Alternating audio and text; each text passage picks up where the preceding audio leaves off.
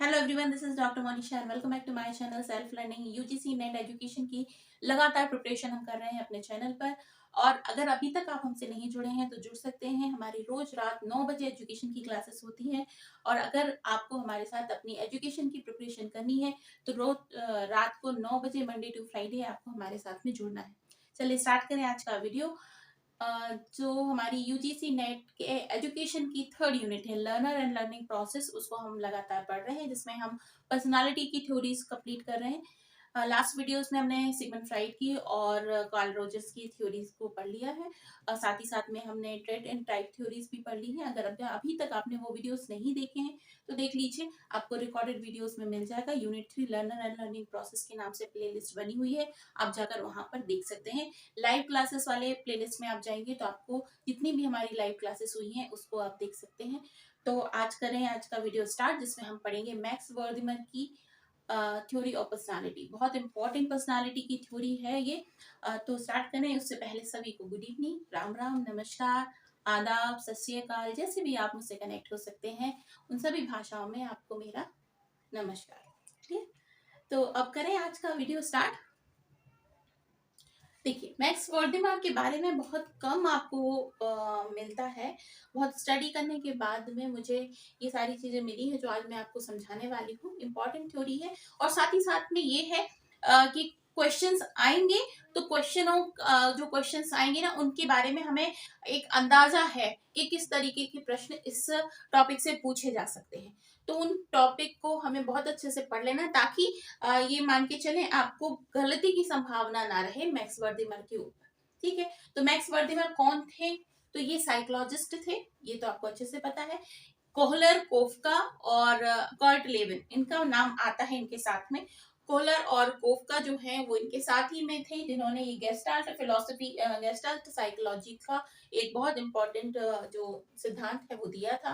Kurt Lewin जो थे वो इनके स्टूडेंट थे।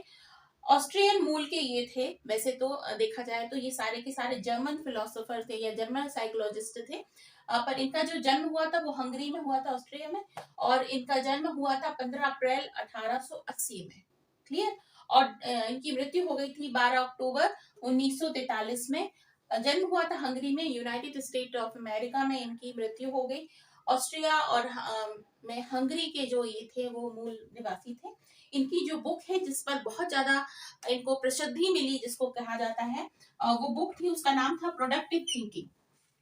प्रोडक्टिव थिंकिंग के ऊपर इनका बहुत सारा काम है। इनका स्पेशल वर्क है जिसके ऊपर इनको याद किया जाता है, या फिर इनकी चारों तरफ इनकी पहचान होती है। वो पहचान होती है गेस्टाल्ट साइकोलॉजी के बारे में। अब ये क्या है इसके बारे में हम नेक्स्ट पढ़ेंगे। गेस्टाल्ट में इनके साथ में कोफका और कोहलर का नाम भी लिया जाता है। कोहलर वही है जिन्होंने इनसाइट लर्निंग के बारे में बात करी थी। इनसाइट लर्निंग मतलब अंतर्दृष्टि, अंतसूझ का सिद्धांत जो दिया था वो इनके साथ में इनसाइट लर्निंग पे जुड़े हुए थे। इन तीनों ने मिलकर जो समग्र सिद्धांत होता है, समग्र मनोविज्ञान होता है, उसके बारे में चर्चा करी, जिसको गेस्टाल्ट मनोविज्ञान कहते हैं। उसके बारे में हम आगे वाली क्लासेस में पढ़ेंगे।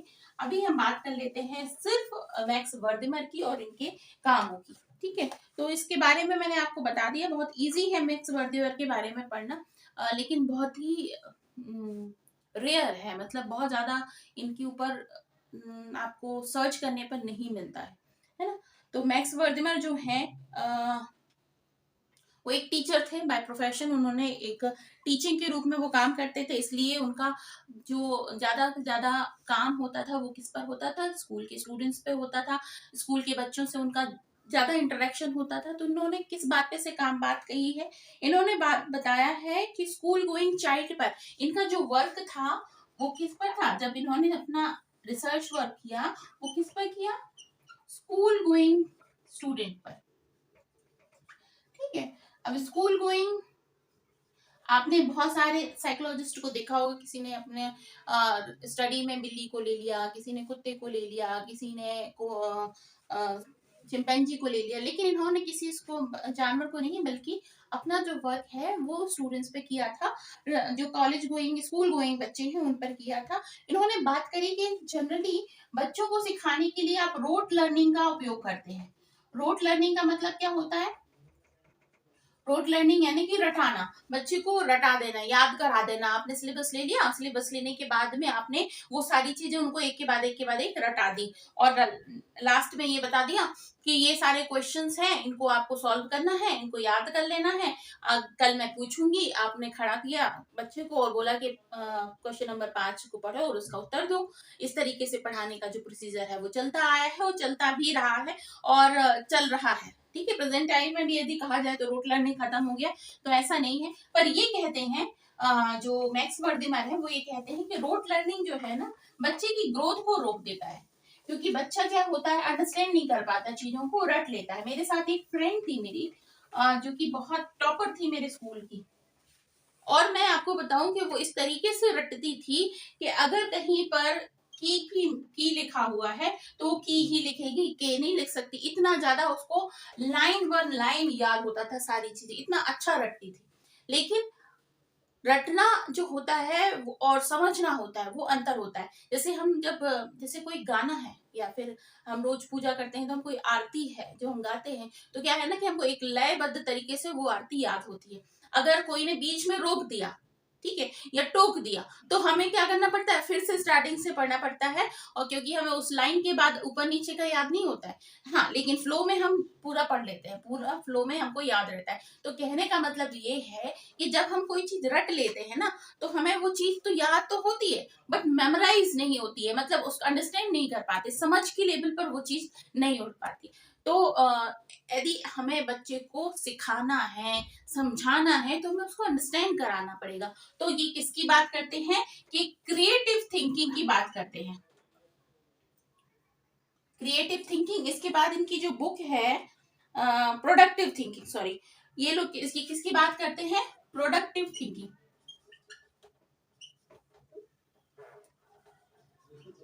प्रोडक्टिव थिंकिंग मतलब प्रोडक्टिव थिंकिंग करो आप।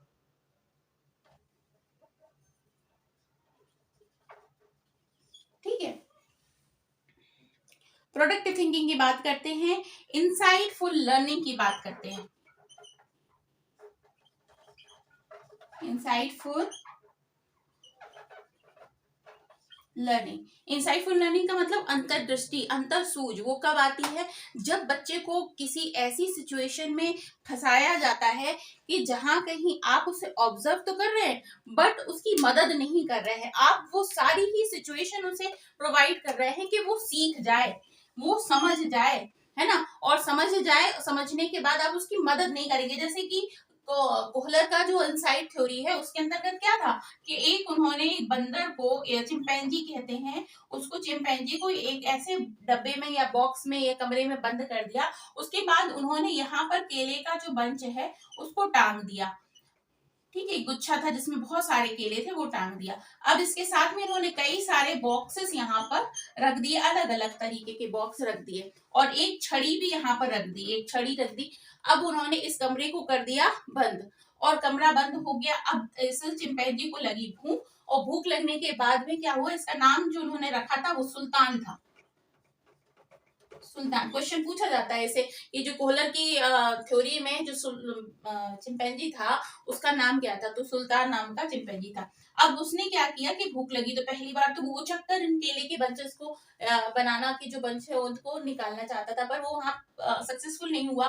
तो फिर उसने ये छड़ी उठाई, छड़ी से इसको मारने की कोशिश करी कि वहां से कैसे भी करके गिर जाए, वो खाना खा ले, पर ऐसा नहीं हुआ। फिर क्या किया, उसने अपनी बुद्धि लगाई और ये सारे जो डब्बे थे ना, उन सारे डब्बों को उसने एक साथ एक के ऊपर एक जमाया, और जमाने के बाद इस पर चढ़ा और फिर जाकर उसने ये केले नीचे उतार लिए। तो ये जो बंचेस थे ये क्या थे, उसके लिए एक ऑब्जेक्ट था, बट उसके दिमाग में ये सारी चीजें अपने आप आई क्योंकि उसने बुद्धि का उपयोग किया। अगर क्या किया जाता, स्पून फीडिंग की जाती और यहाँ से एक कोई आता और ये बंचेस लगा देता और ये चढ़ता और उसके बाद वो उठा लेता, तो क्या उसकी इनसाइट यानी कि अंतर सूझ जो है वो डेवलप हो पाती, नहीं हो पाती। तो कहने का मतलब ये है कि लर्निंग और टीचिंग वाला जो प्रोसेस है इनके अनुसार वो ऐसा होना चाहिए कि रोट लर्निंग ना हो, सिखाया रटाया स्पून फीडिंग वाला ना हो, बल्कि इस तरीके से हो कि बच्चे की जो सूझ है वो डेवलप हो, उसकी प्रोडक्टिव थिंकिंग जो है वो डेवलप हो, उसकी जो क्रिएटिव थिंकिंग है वो डेवलप हो। ठीक है, चलिए मैक्स वर्दिमर के बारे में और क्या है। तो इन्होंने क्या किया कि सीखने के, मैक्स वर्दिमर के अनुसार सीखने के दो प्रकार होते हैं। एक तो होता है क्रिएटिविटी के माध्यम से आप सीखें, या फिर पास्ट एक्सपीरियंसेस,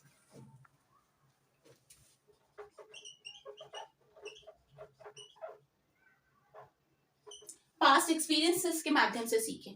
तो इन्होंने ये रिसर्च के अनुसार पाया कि इसमें तो क्या यूज किया जाता है, इनसाइट का यूज किया जाता है, बच्चे अपनी सूझ का इस्तेमाल करते हैं, ठीक है। और यहाँ पर क्या इस्तेमाल करते हैं, ये पुराने जो अनुभव हैं उनको, जो दूसरों ने किया है उसको इस्तेमाल करते हैं। तो क्या होता है, उन्होंने अपनी पूरी थिंकिंग में और पूरी रिसर्च की जो प्रोसेस थी उसमें पाया कि जो क्रिएटिविटी का उपयोग करते हैं वो बच्चे ज्यादा अच्छे से लर्न कर पाते हैं, ज्यादा अच्छे से सीख पाते हैं, उनका जो कॉन्सेप्ट है वो बहुत अच्छा क्लियर होता है। बल्कि जो पास्ट एक्सपीरियंस से सीखते हैं, जो रट के सीखते हैं, उनका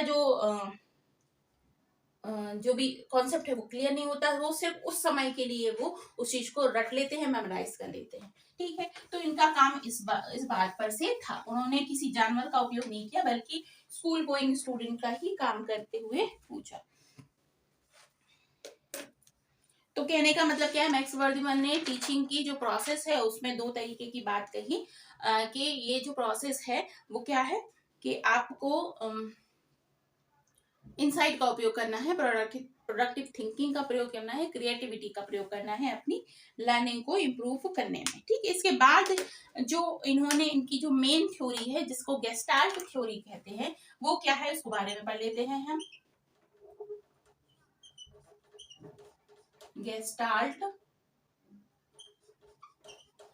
थ्योरी, इसी के लिए इनको जाना जाता है, मैक्स वर्दिमर को। इसके बाद हम मैं क्वेश्चन भी बताऊंगी आपको कि किस तरीके के प्रश्न इसके लिए पूछे जाते हैं। गेस्टाल्ट थ्योरी जो है वो क्या बात की बात करती है, होल की बात करती है, होल टू पार्ट। मतलब हम अगर किसी भी चीज को देखते हैं ना, तो अगर तो हम क्या देखते हैं, एज अ होल देखते हैं, ठीक है। और अगर हमें उसके किसी पार्ट के बारे में समझना है तो पहले हमें होल के बारे में समझना होता है। पहले हम किसके बारे में समझते हैं, होल के बारे में। जैसे सपोज करते हैं ये एक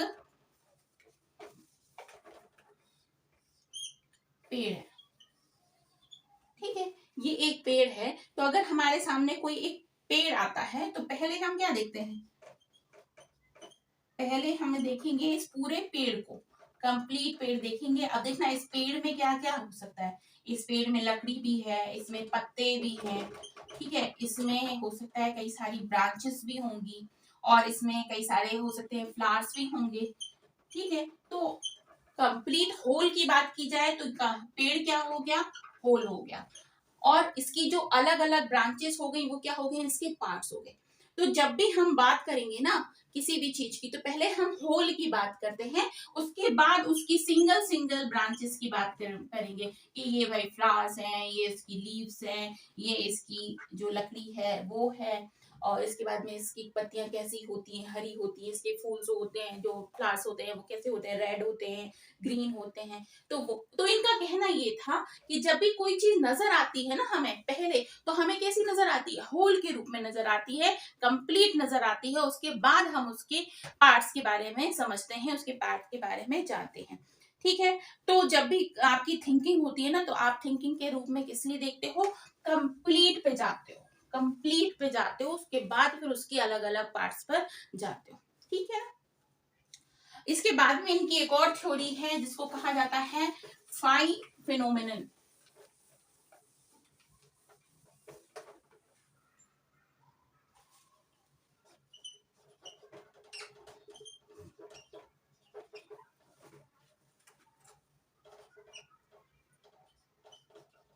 फाइव फिनोमिनन, इसको ऐसे भी लिख सकते हैं, ऐसे भी लिखा जाता है, फाइव फिनोमिनन, ठीक है।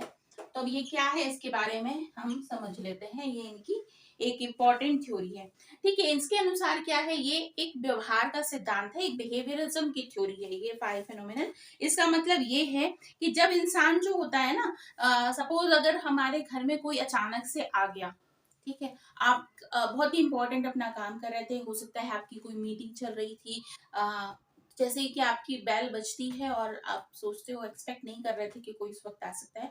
आप देखते हो कि कोई खड़ा हुआ है जो आपके घर में आया हुआ है, तो अंदर से तो आपको क्या लग रहा है कि यार क्यों आ गया ये?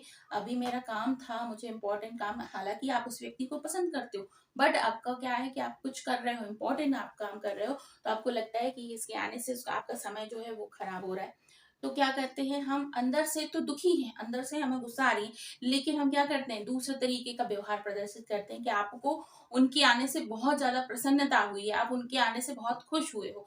तो एक तरीके के हम इल्यूजन को क्रिएट करते हैं। इल्यूजन का मतलब क्या होता है, एक तरीके की ऐसी एक्टिविटी जो है नहीं वास्तव में, बल्कि हम सिर्फ उसकी छवि, इल्यूजन जिसको कहते हैं ना, इल्यूजन वर्सेस रियलिटी। इल्यूजन क्या होता है, एक तरीके का छद्म शेप होता है, छद्म रूप होता है, और रियलिटी असली होती है। तो रियलिटी क्या है, आपको अंदर से अच्छा नहीं लग रहा है, आपको गुस्सा आ रहा है, बट छद्म रूप क्या है आपका, इल्यूजन कैसा होता है कि आप उसको क्रिएट ऐसे करते हो कि आप बहुत ज्यादा हैप्पी हो रहे हो। तो इसको बिहेवियरिज्म की एक इंपॉर्टेंट थ्योरी है जिसके बारे में डिस्क्राइब किया था इन्होंने, किसने, मैक्स वर्दीमैन ने।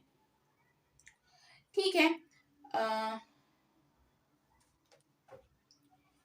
इसमें इन्होंने परसेप्शन ऑफ मूवमेंट के बारे में बात किया था। परसेप्शन ऑफ मूवमेंट यानी उस मूवमेंट पे आपका कैसा परसेप्शन होता है। इसको समझाने के लिए इन्होंने क्या किया कि एक तरीके का लाइट लिया, एक हेक्सागोनल लाइट ली उन्होंने, और हेक्सागोनल लाइट में कई सारे बल्ब जो हैं, हेक्सागोनल ही बनाई है मैंने, 1 2 3 4 5 6, ये तो ज्यादा हो गया।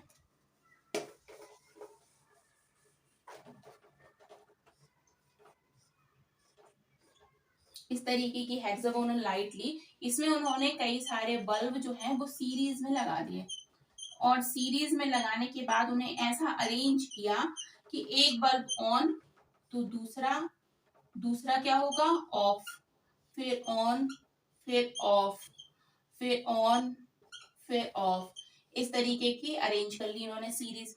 अब क्या होता था, एक बल्ब जलता है दूसरा बुझता है, एक जलता है दूसरा बुझता है। तो आपको क्या लगेगा, जब आप इकट्ठे एकदम से देखेंगे ना, तो आपको ऐसा लगेगा इस तरीके से गोल गोल गोल गोल घूम रहा है। ये नहीं नजर आएगा कि जो एक बल्ब है वो जल ही रहा है, दूसरा बल्ब बुझ रहा है। ठीक है, तो क्या है कि जब भी हम कोई भी चीज इस तरह से देखते हैं, तो हमारा व्यवहार जो है वो एक तरीके से कैसा, इल्यूजन यानी कि छद्म रूप को एक्सेप्ट करता है। ठीक है, तो इसके बारे में इन्होंने बताया कि इल्यूजन की स्थिति क्या होती है, इल्यूजन की स्थिति व्यवहार में किस तरीके से दिखाई जाती है। तो ये था मैक्स वर्दीमैन की थ्योरी। अब हम देख लेते हैं कि मैक्स वर्दीमैन के रूप में, अच्छा, गेस्टाल्ट थ्योरी जो है, गेस्टाल्ट थ्योरी में कोहलर और कोफका और कर्ट लेविन का नाम भी आता है। क्वेश्चन पूछा जाता है, चलो हम देख लेते हैं कि क्वेश्चन आपको किस तरीके से पूछे जा सकते हैं मैक्स वर्दीमैन के ऊपर। ठीक है, तो मैक्स वर्दीमैन में सबसे पहला क्वेश्चन तो यही आएगा कि जो आपकी गेस्टाल्ट थ्योरी है वो क्या है। ठीक है, क्वेश्चन फर्स्ट पूछा जा सकता है कि प्रोडक्टिव थिंकिंग जो है वो बुक किसकी है। पहली बात, ऑप्शन में आपको कई सारे लोगों के नाम दे दिए। मैक्स वर्डीमर का काम किस पर था, तो आपका आंसर हो जाएगा गेस्टाल्ट मनोविज्ञान पे था। दूसरा, तीसरा क्वेश्चन आ सकता है कि मैक्स वर्डीमर की जो स्टडी है उसके मेन पॉइंट क्या थे, तो ये था प्रोडक्टिव थिंकिंग। फिर आता है क्रिएटिविटी। रोट लर्निंग के लिए मना कर दिया उन्होंने कि रोट लर्निंग जो है वो नहीं होनी चाहिए। इसके बाद में इंसाइटफुल लर्निंग, इंसाइटफुल लर्निंग जो है वो इम्पोर्टेंट है। इसके बाद क्वेश्चन पूछा जा सकता है इनके ऊपर कि गेस्टाल्ट थ्योरी में इनके साथ में एसोसिएट कौन कौन कर रहा था, तो कर्ट लेविन जो इनके स्टूडेंट थे, कोहलर और उसके बाद में कोफका जो है वो इनके सहयोगी थे, जिसमें तीनों जर्मन साइकोलॉजिस्ट थे, उन्होंने मिलकर गेस्टाल्ट मनोविज्ञान की थ्योरी दी है। ठीक है, और क्या क्वेश्चन पूछा जा सकता है, मैक्स वर्दिमर को किस लिए जाना जाता है? तो मैक्स वर्दिमर को एक लाइन में आंसर दिया जाए तो प्रोडक्टिव थिंकिंग जो उनकी बुक थी, इसके साथ में गेस्टाल्ट थ्योरी जो है उसके लिए जाना जाता है। तो ये इंपॉर्टेंट वीडियो था आज का। आज हमने बात कर ली किसकी? मैक्स वर्दिमर की। अच्छा, आप लोगों को मैंने बहुत सारे टॉपिक जो है वो शेयर किए थे टेलीग्राम चैनल पर। तो अगर टेलीग्राम चैनल पर आपने वो टॉपिक्स देख लिए हैं तो मुझे बता तो दिया करो कि हाँ मिल गए हैं, समझ में आ गया है, देख लिया है। ठीक है, उस तरीके से आप किसी तरीके से रिएक्ट तो करो उन टॉपिक्स पे, ताकि मुझे पता चल जाए कि हाँ मेरे स्टूडेंट्स जो मुझसे जुड़े हुए हैं उन्होंने वो टॉपिक देख लिया है। मैं यहाँ पर इतनी मेहनत आपके लिए ही कर रही हूँ, मुझे आपका रिस्पॉन्स चाहिए, इसके अलावा और कुछ भी नहीं ना। तो आप रिस्पॉन्स दे दिया करो मुझे कि आपको मिल गया है ना। चलिए, मैक्स वर्दिमर के बारे में हमने पढ़ लिया। अब कल की क्लास होगी जो, उसमें हम बात करेंगे किसके बारे में? नेक्स्ट जो है हमारे, इसके बाद पर्सनालिटी में हमारी किसकी थ्योरी है? गुडन अलपोर्ट की तो हमने पढ़ ली, मैक्स वर्दिमर की आज देख ली, कोट कोफका की हम कल देखेंगे। ठीक है, तो इस हिसाब से हमारी जो पर्सनालिटी की थ्योरी है वो कंप्लीट हो जाएंगी। मेंटल हेल्थ, मेंटल हाइजीन पर हम बात करेंगे इसके बाद। तो जो ए सेक्शन है लर्निंग थ्योरी का वो हो जाएगा। इसके बाद में आती है इंटेलिजेंस एंड इंटेलिजेंस की theory, multiple concept and concept of social intelligence और इमोशनल इंटेलिजेंस। ठीक है, तो कल की क्लास हो जाएगी, इसके बाद में ये थ्योरी पर्सनालिटी की खत्म, फिर हम बात करेंगे इंटेलिजेंस पर। ठीक है, तो आज की क्लास को करते हैं यही फिनिश। अगर अच्छा लगा वीडियो तो लाइक जरूर कर देना, शेयर जरूर करना लोगों के साथ में, क्योंकि मैक्स वर्दिमर एक ऐसा कॉन्सेप्ट है जिसके बारे में बहुत कम वीडियोस मिलते हैं, बहुत कम लोगों ने इस पर काम किया है। तो आपके लिए बेनिफिशियल हो सकता है, लोगों के और भी लोगों के लिए हो सकता है जो आपकी साथ जैसे तैयारी कर रहे हैं। तो अच्छा रहेगा अगर आप उन तक भी शेयर करेंगे, और ज़्यादा से ज़्यादा चैनल को जरूर शेयर कीजिए, क्योंकि मेरा पर्पज़ यही है कि अपनी चैनल को आगे बढ़ाना। तो आप मेरे लिए इतना हेल्प तो कर ही सकते हैं। चलिए, कल फिर मिलते हैं सेम टाइम सेम प्लेस, यानी कि सेल्फ लर्निंग पे। तब तक के लिए अपना बहुत ख्याल रखिए। Bye bye.